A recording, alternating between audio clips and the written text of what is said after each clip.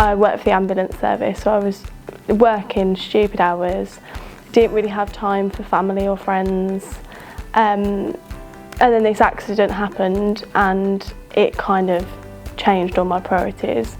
Ellie is very determined, very focused, had all these plans of what she wanted to do, had quite a really full life, was always busy, always doing things and very work orientated.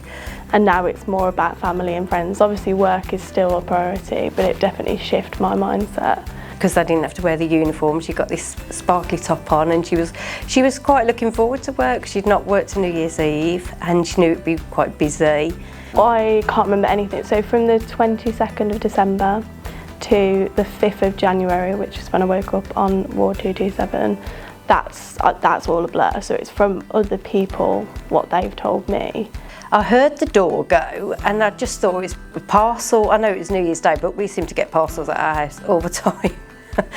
And then I heard voices, and then Rob run upstairs and said, "You're going to have to come down quick." And I just remember thinking, he's just made me a cup of tea. Why have I got to rush downstairs? And then I went downstairs and saw a young policeman, and I just knew it was Ellie because my son was in bed, safe, and yeah, it was just a horrible, horrible feeling. And you just don't take it all in, really. They're telling you what's happened, and we had very sort of sketchy information, and then we just knew she'd been in an accident and it was serious, and we'd got to get up to Stoke. I've met all of, literally everybody who has dealt with my accident. I've met the paramedics, the firefighters, everybody. From what I can gather, I've veered into the central reservation of the dual carriageway. I've hit that at speed at about 70, and I've then gone flipping over into a tree. Completely unconscious, not breathing very well the whole time they were there. And the fire service have actually said that I've made their training things now and stuff because it was such a hard extraction, because it took them, I think, an hour and 45 minutes, hour and a half to actually get me out of the car. And that was a quick extraction because I'd managed to dig in so far into this verge. So I've left a mark on all of them as well, but I've managed to meet all of them, and they, again, like today, they were just so pleased at how far I've gone. When she came in, she was intubated, and therefore she was not awake and very difficult to assess. And that's because she had chest injuries, rib fractures, she had the laceration to the head. She was a bit drowsy after that, so they had to intubate her because she was agitated to protect her airway. Anybody with a neck injury or a neck fracture, particularly involved in a road traffic accident where mechanism is quite severe, then you'd be a bit concerned that there would be an injury to the spinal cord and complete paralysis. At that level where she had the injury, that would affect her arms and legs and would affect sensation and so on and so forth. So when we did the MRI scan, we were more reassured that the spinal cord at that point in time was not traumatized, although it's difficult to assess clinically until she's awake.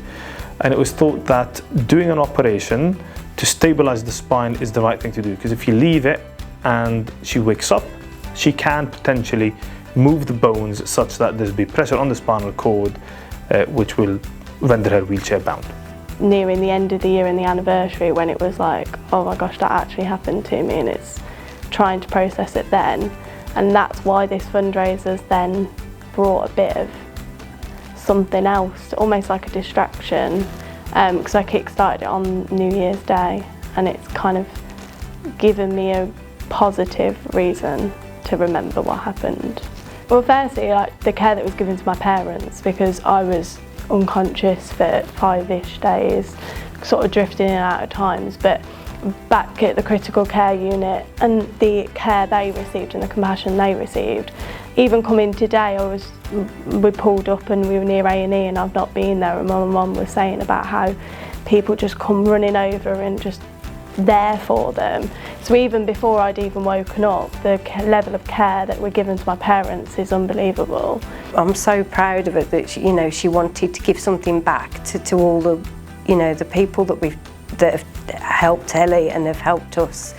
The hospital, every member of staff has just been amazing, and you realise just how hard people work and how much love and determination they put into helping, and I'm just really proud that she wanted to do something positive and raise money for everybody who's looked after her, really. I don't call myself lucky, but I am fortunate that I'm able to walk, because lots of people don't ever get the opportunity to. So I started running last year, and then it was going to do the park run on New Year's Day, because like I said earlier, I wanted a distraction to forget sort of everything.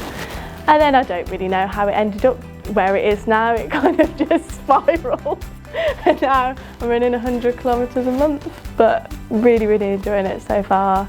It's nice to see somebody that has come from such a significant impairment to then coming back and being able to run.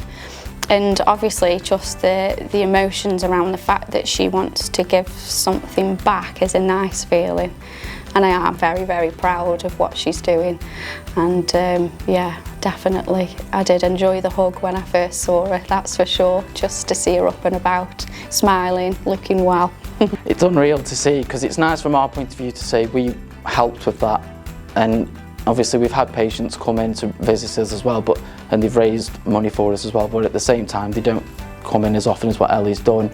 And it's nice that she's acknowledge the work that we do here, because like I said, it's a mentally and physically challenging ward, not just for the therapy department but for the whole team on there, and given the challenges that we do have, because there wasn't just Ellie on that ward as well, but it's important to know each patient. And I think with Ellie it was a case of if she clicks with it, she will get it, and to see what she's doing now and coming back to us and hearing about what she's doing, it's been a bit of an eye-opener for me as well, because it's good to see her back on her feet, and it kind of gives me a bit of a push to do things myself, really, to be fair. I've done a couple of charity things myself, so it's good to see someone else who's been in that predicament to say, I was here and now I've come out of it this side, and anyone can conquer it if you put your mind to it. It's that sort of approach that I can see from her. Going right from the very beginning, paramedics, fire on scene, police telling my parents, to critical care, to the ward, to the physios and occupational therapists. Without them, I wouldn't be here, and that's as simple as it is. So I don't know how you meant to put that into words, but that's it.